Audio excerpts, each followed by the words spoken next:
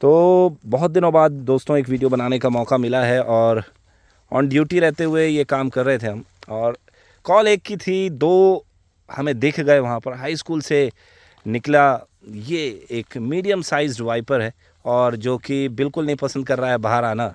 अमित जी ने स्ट्रिंग के सहारे इसे पकड़ा है और ये निकल आया बाहर।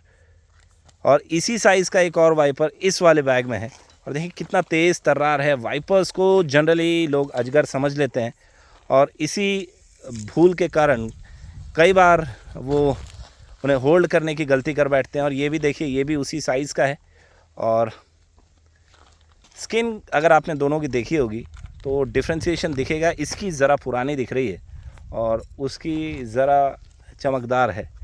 तो संभावित ये हो सकता है कि ये अभी मोल्टिंग स्टेज में जाए और अपनी इस ड्राई स्किन को शेड करे और नई स्किन के बाद ये भी वैसा ही चमकदार दमकदार दिखे। लेकिन इन सारी घटनाओं के बाद भी ये उतना ही वेनमस रहेगा जितना नॉर्मली एक वाइपर होता है। क्या इस साइज़ का वाइपर किसी प्रकार का कोई ख़तरा है? जी बिल्कुल, जान लेने के लिए तो ये बने ही हैं और डे 1 से ही ये जान ले सकते हैं। तो इस साइज़ का वाइपर तो ऑब्वियसली अगर इससे छेड़छाड़ की जाए, परेशान किया जाए तो ऑब्वियसली ये जान लेने में समर्थ है।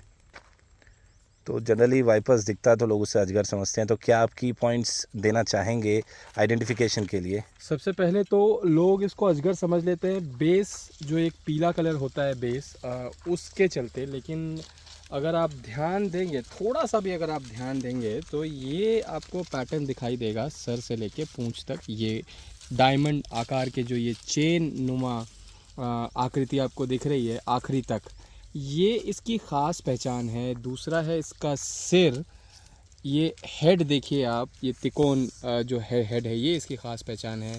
उसके बाद ये इसके जो ये पिट्स है, जो छेद है, जो नाक है, आप कह सकते हैं ये नोज़ ही है।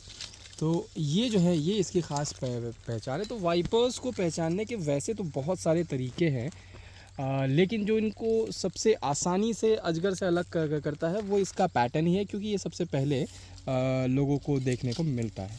तो इसी कारण दोस्तों इसे कई इलाके में चेन वाइपर भी कहा जाता है। और डिटेल्ड वीडियोस के लिए आप सब्सक्राइब करना ना भूलें। टीम एशियन, प्रकृति और हम। आज की वीडियो में दोस्तों इतना ही। जय हिंद, वंदे मातरम।